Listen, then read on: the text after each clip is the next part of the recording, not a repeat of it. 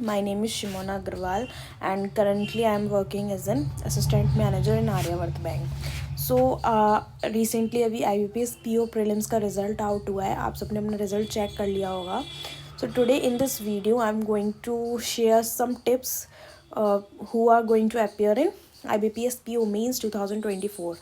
ये 2024 का almost last exam होने वाला है. 30 नवंबर को शेड्यूल्ड है.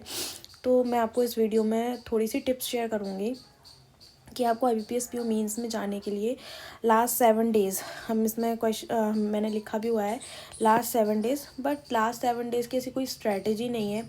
ऑलमोस्ट जिन भी एस्पिरेंट्स का प्रीलिम्स क्लियर हुआ है तो उन लोगों ने कहीं ना कहीं पढ़ाई कर रखी है, उनके सारे कॉन्सेप्ट्स क्लियर हैं, इसी वजह से उनका प्रीलिम्स क्लियर हुआ है. बट मीन्स में अपीयर होने से पहले आपको बस कुछ चीज़ें ध्यान में रखनी है और ये आपकी कुछ चीज़ें आपको बहुत ज़्यादा एज दे सकती हैं बाकी लोगों से. अब बात करते हैं, अभी तक आपने बहुत सारी स्ट्रेटेजी वीडियोस देख ही ली होंगी कि हमें लास्ट 7 डेज़ में कैसे क्या करना है क्या नहीं करना है. आपने बहुत सारी यूट्यूब चैनल्स पे ये सब आप देख चुके होंगे.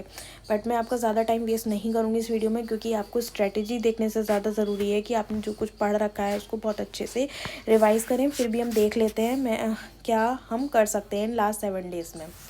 तो मैंने ज़्यादा कोई लंबी लिस्ट नहीं बनाई है आपके लिए, बस 4 पॉइंट्स हैं. हम उनको जल्दी देख लेते हैं हमें क्या क्या करना है और क्या नहीं करना है. तो सबसे पहला करंट अफेयर्स बहुत इंपॉर्टेंट रोल प्ले करने वाला है, क्योंकि प्रीलिम्स में आपके पास क्वांट, रीजनिंग, इंग्लिश आया था. आपने वो अच्छे से प्रिपेयर भी किया होगा. बट करंट अफेयर्स हमारे लिए प्रीलिम्स में नहीं आता है और मीन्स में आता है. तो करंट अफेयर्स हमारे लिए बिल्कुल नया होता है. तो आपको करंट अफेयर्स आपको ऑलमोस्ट, अगर आप बैंकिंग के एग्ज़ाम की प्रिपरेशन कर रहे हैं तो करंट अफेयर्स आपने स्टार्टिंग से ही प्रिपेयर भी किया होगा, मैं यही मान के चलती हूँ. और आपको लास्ट 4 मंथ का करंट अफेयर्स करना है अच्छे से, और आपने किया भी होगा अभी तक. बस आपको 7 डेज़ में किसी भी नए सोर्स को नहीं उठाना है. आपने जहाँ से भी पढ़ रखा है बस उसको बहुत अच्छे से 2 से 3 बार आप रिवाइज़ कर लीजिए, वो इनफ होगा. तो आपको कुछ भी नहीं करना है कि आपको इस सोर्स से पढ़ो, ऐसा कुछ भी नहीं करना. जहाँ जिस भी सोर्स से आपने पढ़ रखा है बस उसी सोर्स से आपको 4 मंथ का करंट अफेयर्स रिवाइज़ करना है, वो भी बहुत अच्छे से. ठीक है, रिवीजन इज़ द की.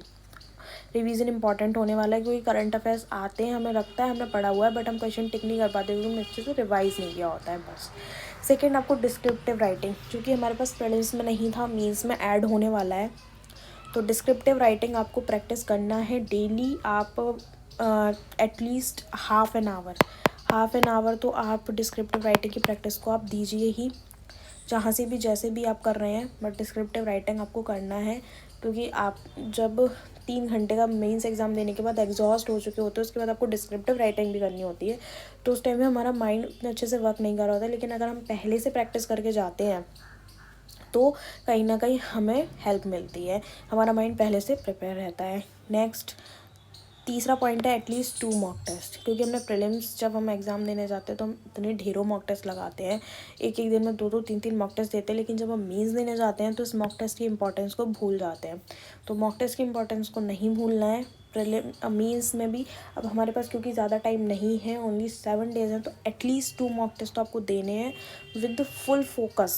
ऐसा नहीं करना है कि आपने बस बस सबमिट कर दिया, नहीं. आपको पूरा 3 घंटा बैठ के वो मॉक टेस्ट अटैम्प्ट करना है, क्योंकि जब तक हमारी मतलब बॉडी को और हमारे माइंड को एक प्रैक्टिस नहीं होगी कि 3 घंटा कैसे सिस्टम के आगे बैठना है, कैसे अटैम्प्ट करना है क्वेश्चंस, कैसे हमें स्किप करने हैं क्वेश्चंस, तो आप वहाँ पर बहुत ज़्यादा हेक्टिक हो जाएगा. तो एटलीस्ट आपको 2 मॉक टेस्ट एग्ज़ाम से पहले अटैम्प्ट करके जाने ही हैं. Last and most important point, believe in your self. आपने जितनी भी प्रिपरेशन की है इन 7 डेज़ में अपना आप 100% दीजिए और अपना फुल फोकस एंड बिलीव के साथ आप एग्ज़ाम में अपेयर हुई. आपने अगर अच्छे से, अगर आपका प्रीलिम्स क्लियर हुआ है तो आप, और अगर मीन्स में आप अपेयर होने जा रहे हैं तो आप में कुछ ना कुछ बात है, मतलब आपने पढ़ रखा है, आपके कॉन्सेप्ट्स क्लियर हैं. बस आपको इन स्टार्टिंग के 3 पॉइंट्स को थोड़ा ध्यान में रखना है. एंड 4th पॉइंट, बिलीव, अपने पर बिलीव रखना है. अगर आप इस एग्ज़ाम को अच्छे से 100% फोकस के साथ करते हैं, अगर आप मान लीजिए नहीं भी होता है तो भी आप आगे के एग्ज़ाम्स के लिए बहुत अच्छे से प्रिपेयर हो जाते हैं. अगर आपको मीन्स में बैठने का मौका मिला है तो इस मौके को बिल्कुल भी छोड़िए नहीं. अपनी 100% प्रिपरेशन के साथ जाइए. करंट अफेयर्स, डिस्क्रिप्टिव राइटिंग और मॉक टेस्ट, इन तीनों चीज़ों को ध्यान में रख के ही आप आगे मीन्स में अपियर हुए। All the best for your means and keep watching my videos. Thank you.